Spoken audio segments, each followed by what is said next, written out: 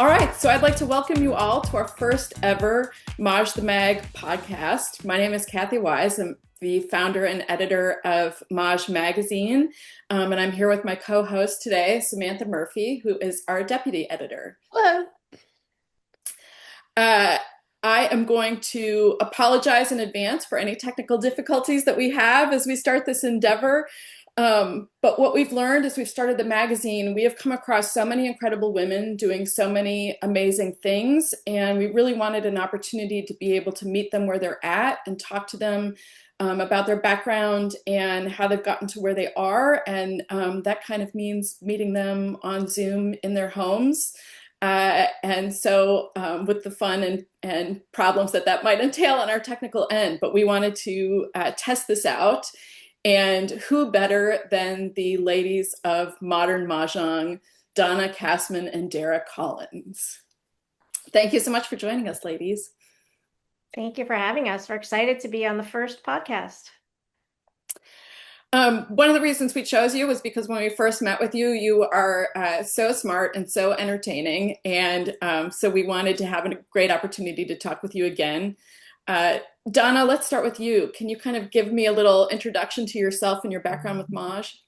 Oh, so it's an interesting story, and it's a different story than Dara's story, which is great because it shows you people have different stories, how they got to Maj. So I was an attorney for over 20 years. That was my life. I was an attorney. Life got in the way. I had two kids. My mother lost my father. My mother got sick. So I semi-retired from the practice of law, and my friends were all playing Mahjong, which is what's happening today. Everyone's friend is playing. And I went over to the temple where our friends were playing, and I watched, read a book, and then started playing. And it's been crazy ever since. I really enjoyed the camaraderie, the community, the friendships I developed. And as a matter of fact, when my mother passed, that Mahjong group was there for me in every sense of the way, from my house to being with me at the funeral. So it was really a wonderful way to connect with my friends. Interesting enough, my mother did not play Mahjong. She thought the tiles were too loud. She was from Boston, and they played cards. So I did not grow up with the sounds of the tiles that we hear all these stories about. But I have grown to love it, and it's become my passion. Dara, what was your background? So like Donna said, completely opposite. I grew up in New York, the epicenter of Mahjong. When I was growing up, my mom's group, their kids were my play date. They would come over, the women would play. I knew it would be Mahjong day because certain handies and stuff would be out. And I knew that I had a built-in play group. I never learned. I kind of sat on my mom's lap, and I think just by osmosis, like the tiles just, so I hear those tiles and it is a visceral, if it was one of those movies when you see the flashback and the lead sing, I automatically am back in New York, in Long Island, watching my mom and her friends play, and just the laughter. And like Donna said, the community, they were there for each other. They would, celebrate everybody's accomplishments and be there for each other in hard times. And I always thought, now that I'm above 50, but I always thought it was for older ladies to play. And I look back, and when I did the math, my mom was 36. So the definition of older ladies has changed. But like Donna said, now, I mean, it's almost like a mania to learn how to play. We are getting texts and messages and emails of people wanting to play, and the demographic has completely changed. It has, from when we were teaching more of a traditional, what you expect stereotype, and now we're teaching all ages and genders, which is wonderful. Donna, how did the two of you meet? So Dara and I actually met through our children. Our children were at a mommy and me kind of event. I actually knew Dara's sister-in-law from growing up on Miami Beach, so that connection was there. But we met at Mommy and Me. Dara has two girls, I have two boys, so they didn't really play together, but they ended up going to the same school. And then Dara and I, the attorneys that we are, took charge of the PTA, and we, worked on a lot of projects for the PTA. We wrote a book for the PTA. It was a cookbook, Oh my fundraiser. gosh. And then we did carnivals. And so we knew we worked well together. But yeah, that's how we met initially. And Dara, so how did modern Mahjong come about? So I'll let Donna fill in what I leave out for this part of it. But when her mother, she had mentioned her mother was sick and the Mahjong group was there with her, and her mother had wanted her to get a set for herself, something for herself. And she bought, if you've seen those bone and bamboo beautiful tiles, which everybody messages us and tells us they have an ivory set. And I hate to break everyone's bubble, but it's probably bone, not ivory. But she got this beautiful set, and I am very strange when it comes to words. We adopted a dog named Angel, and her name is now Daisy. Like there's certain words that I just have stereotyped about. So she opened this beautiful set, and it came with something called a dice coffin. So if you've ever seen those tiny little wood holders for dice, and I saw her joy go to kind of like, oh, really? That's what's included in this? And I went home, and I am the person that knowledge is knowing where to find it. I'm like, I'm going to find her beautiful dice that will, complement her set. Well, they weren't out there. There were other dice that just didn't have the beauty of, I mean, I'll demonstrate if I can in this video. Yeah. This is sort of like our first pair. We called it Golden Joker.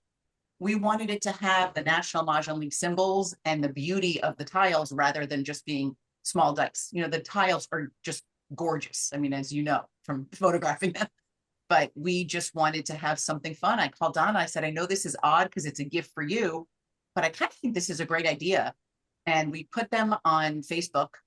And within 5 minutes, we hear cha-ching. And it was Phyllis Mosier from Boca. My maiden name is Boca. I'm like, Mom, you really did not have to buy the first pair. And within, I think it was, I tell this story so many times, and I feel like over time it changes, but I think it was within like 3 or 8 hours, the first 10 pair were gone. And we're like, oh, we have something here.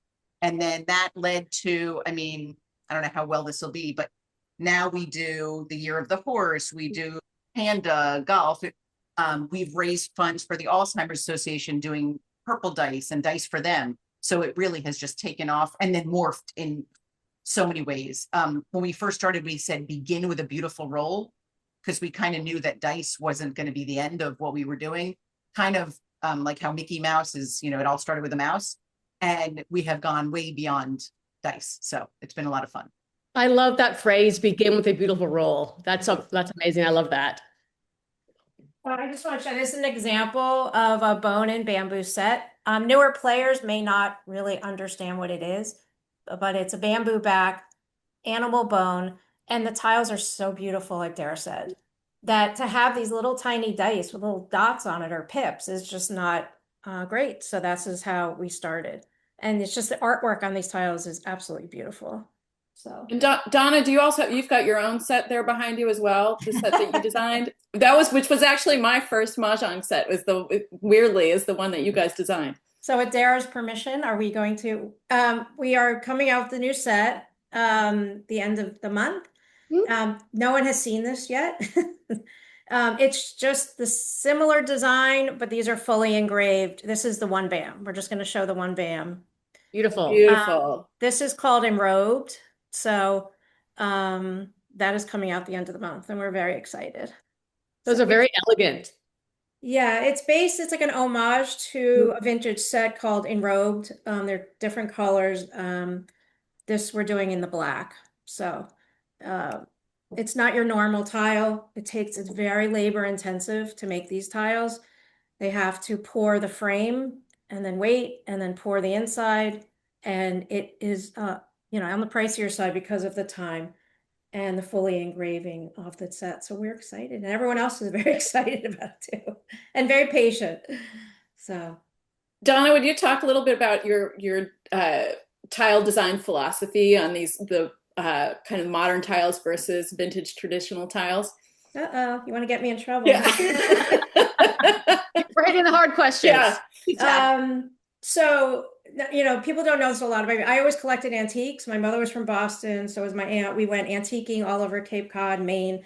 That was our thing. I'm an antique girly. That's just me.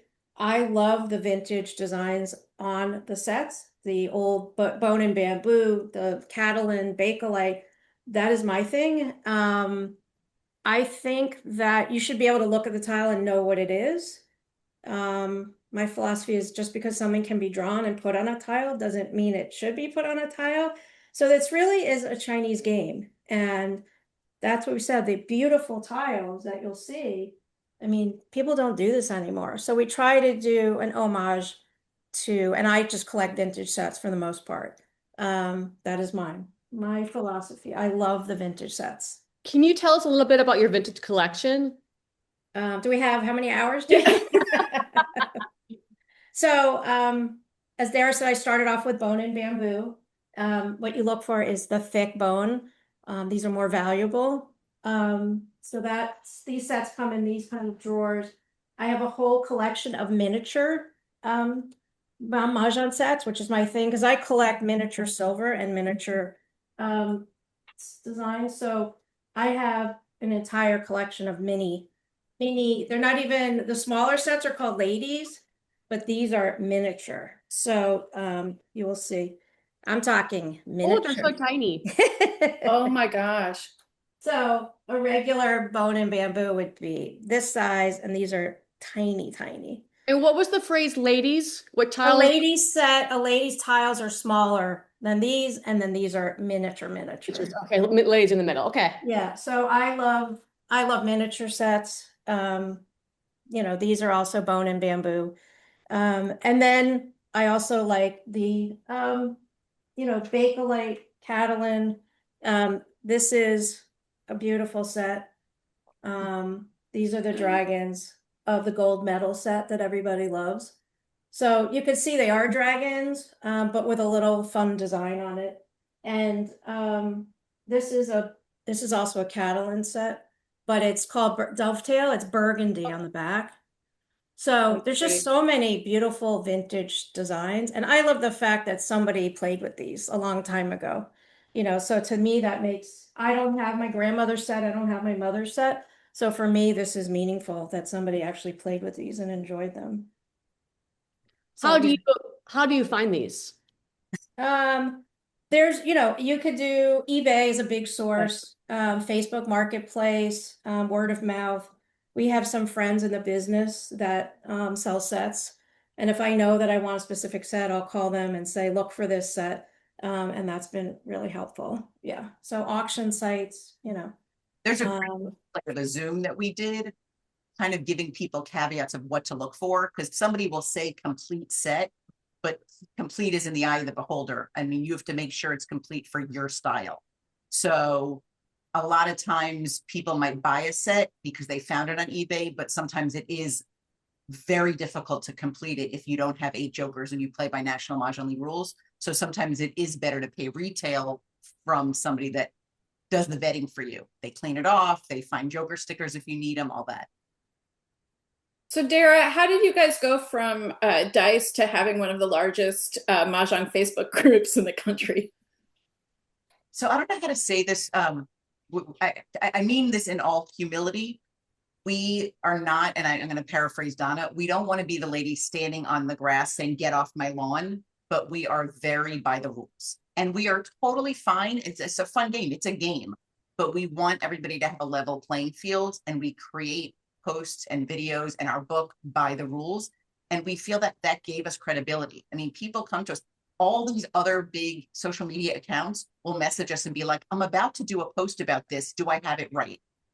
And the National Mahjong League is wonderful, and they have a book, but it's written on what's known as Bible paper. It's a very small pamphlet. And Donna and I, it's actually in the back of Donna's picture, but we wrote, here it is, the visual companion guide.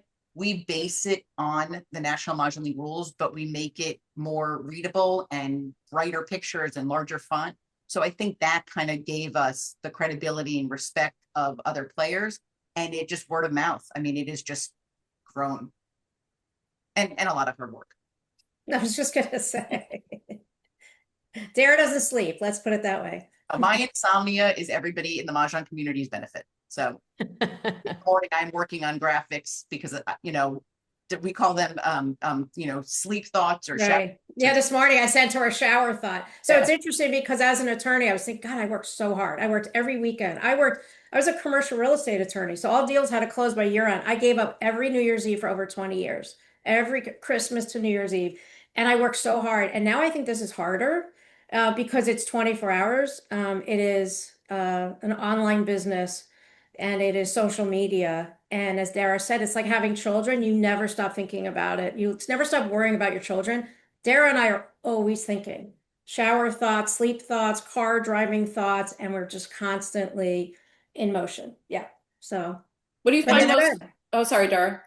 then every once in a while, we do take the time to say to ourselves, like, an email just went out from the 92nd Street Y and it included our names and we're speaking there. Like it is a pinch me, not to overuse the phrase pinch me moment, but we are just so excited for that. And anyone who hasn't seen it yet, April 8th, we are joining Jill Cardman and we are launching the new card. So that is just the fact that we made it there, but also that the National Mahjong League card made it there to us is so monumental. And it That also tells you how popular Mahjong is. For the 92nd Street Y to do an event on Mahjong is just telling you a lot. Yeah, the craze.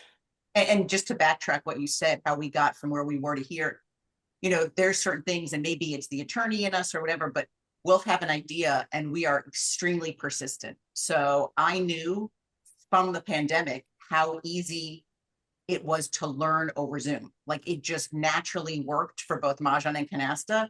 And just doing it from our houses didn't feel like enough. I felt like we should be. So we reached out and we've been doing it with Feller, which is a national organization. And we did a class with them. And then they're like, well, what about intermediate? We're like, definitely, we're ready. They said to us it was the first intermediate class or second in the series that did better than the original, which to us was just such a compliment that people wanted to come back for more and bring their friends. So that's part of our progression to how we got to where we are. But I also want to say, and I think our group's almost 94,000, 95,000, whatever it is. It's real people. So that has to be said because there's a lot of bots out there in the world. There's a lot of fake accounts. I mean, you should see some of the stuff we get. And we vet every single person. And we have two other lovely ladies that help us because the two of us is just way too much. If we didn't vet, we would be over 200,000 accounts, but they're not real. So we really try to get real people who really play Mahjong, really have questions, are not selling something, but really want to learn about the game and the rules, like we said, and fun stuff too. But that is one of the hardest thing is to vet the people that want to join the group.